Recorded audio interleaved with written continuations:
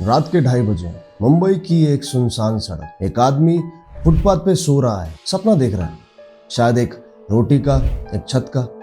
और तभी उसके ऊपर एक छाया खड़ी दिखती है, एक आदमी जिसके हाथों में 30 किलो का पत्थर। और अगले ही पल वो उस पत्थर से उस सोए हुए होमलेस आदमी का सर कुचल देता है। ये है स्टोनमैन, इंडिया का वो सीरियल किलर जिसने 25 लोगों को मार डाला, और सिर्फ मुंबई में नहीं, मुंबई से लेकर कोलकाता तक, और कभी भी नहीं पकड़ा गया। तो क्या ये स्टोनमैन आज भी कहीं आजाद घूम रहा है? तो आइए वर्तमान काल को भूतकाल में बदलते हैं और जानते हैं about India's one of the most infamous and unsolved cold case. बहुत हुआ इंट्रो, अब क्राइम सुनो। कहानी की शुरुआत होती है 1985 मुंबई के सायन से, जहां एक सुबह एक मजदूर को एक लाश मिलती है, कूड़ा उठाने वाले की, रैग पिकर, जिसका सर बिल्कुल कुचला हुआ था और 30 किलो का पत्थर उसके पास में पड़ा हुआ था। किसने मारा? कोई विटनेस नहीं, कोई क्लू नहीं। और फिर 2 साल तक 1985 से 1988 तक मुंबई के अलग अलग जगह पर, किंग सर्कल, माटुंगा, लगभग 12 लोग वही सेम तरीके से मरते गए। स्टोन से कुचला हुआ सर और सब विक्टिम्स होमलेस। सभी का कत्ल रात के 1 से 3 बजे के बीच। और 6th मर्डर के बाद स्पेशली पुलिस ने इन सभी हत्याओं में सेम किलिंग का पैटर्न ऑब्जर्व किया।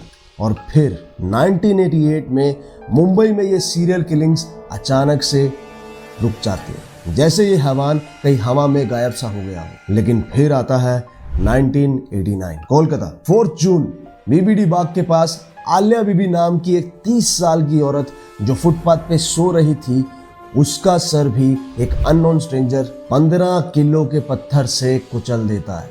कत्ल का तरीका, वो पत्थर, होमलेस विक्टिम्स और उन विक्टिम्स के घाव, सब कुछ सेम टू सेम।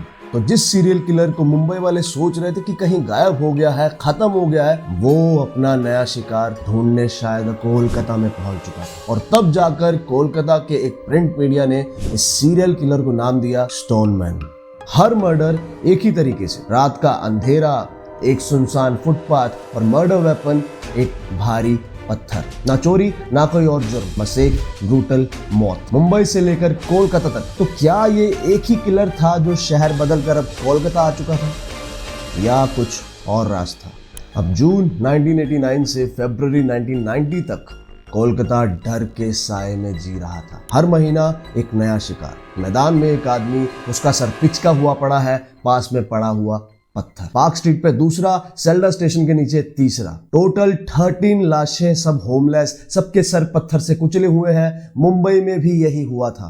पुलिस ने कहा, देखिए ये किसी पागल आदमी का काम है। लेकिन सवाल तो ये है, इतना परफेक्ट पागल आदमी कैसे? हर मर्डर क्लीन, बिना क्लू के, बिना किसी विटनेस के।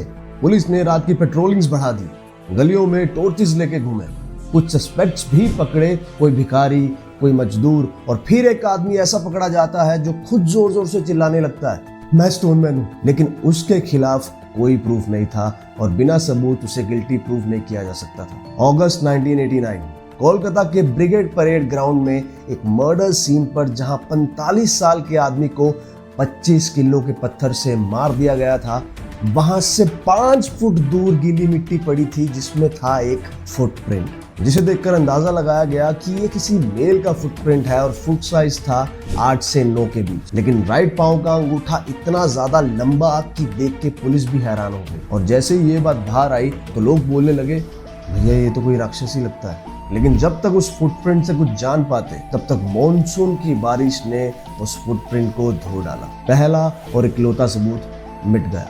इकलौता?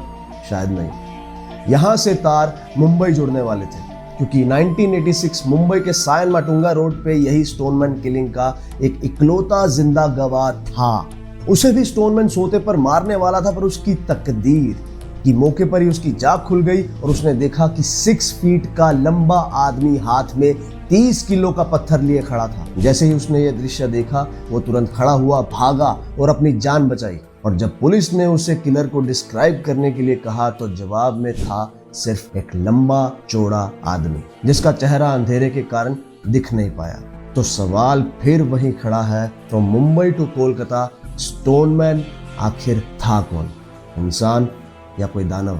कोलकाता में मानो ऐसा डर फैल गया था कि होमलेस लोग अब अकेले नहीं, ग्रुप्स में सोने लगे। लोगों ने मानना शुरू कर दिया कि भैया पक्का ये कोई भूत है, राक्षस है। और एक बार तो सेल्डा के पास तो एक लाश पे साक्षात लिखा हुआ मिला, स्टोन मैन। अब ये किलर ने ही निशान छोड़ा या किसी राह चलते ने भद्दा मजाक किया, कोई नहीं जानता। फरवरी 1990 मच्छीपारा के पास फिर से एक लाश मिली और शायद वो आखिरी लाश थी, क्योंकि उसके बाद कोलकाता में ये किलिंग्स देखने को नहीं मिली। मुंबई में भी 1988 के बाद स्टोन मैन गायब हो गया था और अब कोलकाता से भी गायब। पुलिस ने इवेंचुअली थक हार के ये केस बंद कर दिया, लेकिन सवाल अब भी वहीं खड़ा था, कौन था स्टोन मैन? एक पागल आदमी जो अपना गुस्सा होमलेस लोगों पर निकाल रहा था, या एक विजिलेंट जो शहर को साफ करना चाहता था, या शायद कोई शैतान? साइकोलॉजिस्ट ने कहा शायद ये एक साइकोपैथ था, कोई जो रात के अंधेरे में अपना गुस्सा निकालता था, लेकिन बैक करने के लिए कोई प्रूफ नहीं था। और सबसे बड़ा सवाल जो अब तक आपके दिमाग में भी आ गया होगा, क्या मुंबई और कोलकाता का स्टोन मैन एक ही था या दो अलग अलग किलर्स थे?